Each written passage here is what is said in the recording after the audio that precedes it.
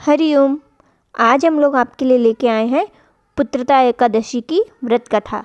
इस बार पुत्रदा एकादशी 10 जनवरी को है। पुत्रदा एकादशी की व्रत कथा। युधिष्ठिर बोले, श्री कृष्ण कृपा करके पौष मास के शुक्ल पक्ष की एकादशी का महात्म्य बतलाइए।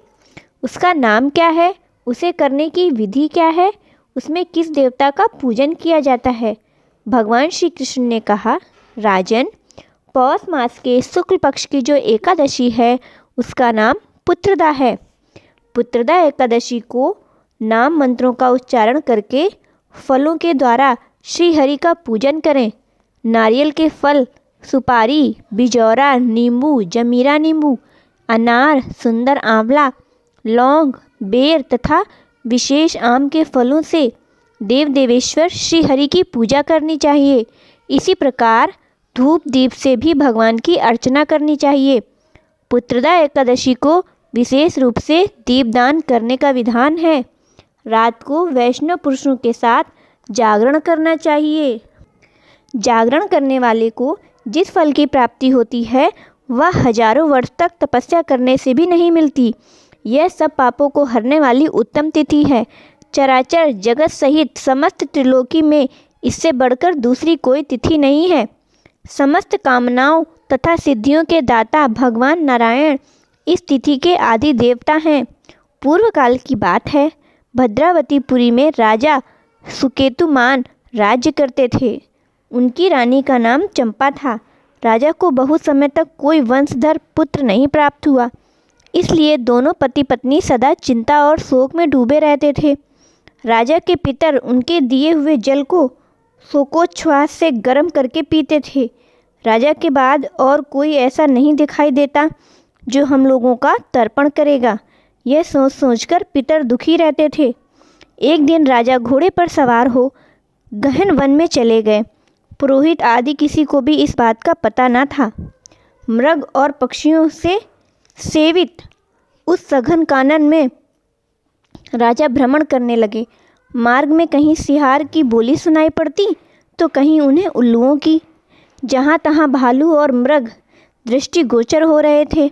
इस प्रकार घूम घूम कर राजा वन की शोभा देख रहे थे। इतने में दोपहर हो गई। राजा को भूख और प्यास सताने लगी। वे जल की खोज में इधर उधर भटकने लगे। किसी पुण्य के प्रभाव से उन्हें एक उत्तम सरोवर दिखाई दिया, जिसके समीप मुनियों के बहुत से आश्रम थे। शोभाशाली नरेश ने उन आश्रमों की ओर देखा। उस समय शुभ की सूचना देने वाले शकुन होने लगे। राजा का दाहिना नेत्र और दाहिना हाथ फड़कने लगा, जो उत्तम फल की सूचना दे रहा था। सरोवर के तट पर बहुत से मुनि वेद पाठ कर रहे थे। उन्हें देखकर राजा को बड़ा हर्ष हुआ। वे घोड़े से उतरकर मुनियों के सामने खड़े हो गए और पृथक पृथक उन सबकी वंदना करने लगे। वे मुनि उत्तम व्रत का पालन करने वाले थे। जब राजा ने हाथ जोड़कर बारंबार दंडवत किया तब मुनि बोले, राजन, हम लोग तुम पर प्रसन्न हैं।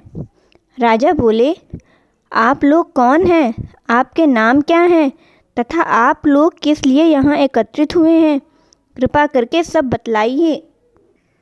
मुनि बोले, राजन, हम लोग विश्व देव हैं, यहाँ स्नान के लिए आए हैं। माघ मास निकट आया है।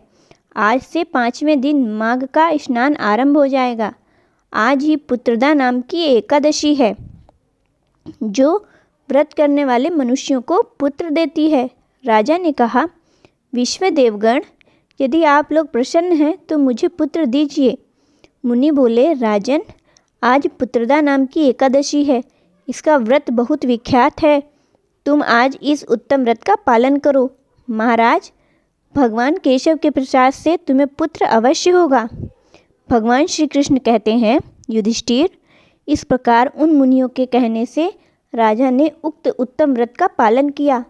महर्षियों के उपदेश के अनुसार विधि पूर्वक पुत्रदा एकादशी का अनुष्ठान किया। फिर द्वादशी को पारण करके मुनियों के चरणों में बारंबार मस्तक झुकाकर राजा अपने घर आए। तदनंतर रानी ने गर्भधारण किया।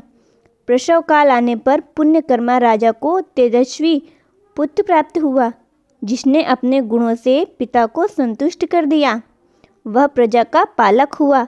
इसलिए राजन, पुत्रदा का उत्तम व्रत अवश्य करना चाहिए। मैंने लोगों के हित के लिए तुम्हारे सामने इसका वर्णन किया है। जो मनुष्य एकाग्रचित्त होकर पुत्रदा एकादशी का व्रत करते हैं, वे इस लोक में पुत्र पाकर मृत्यु के पश्चात स्वर्गगामी होते हैं। इस महात्म को पढ़ने और सुनने से अग्नि अष्टोम यज्ञ का फल मिलता है और मनुष्य के सभी पापों नष्ट हो जाते हैं।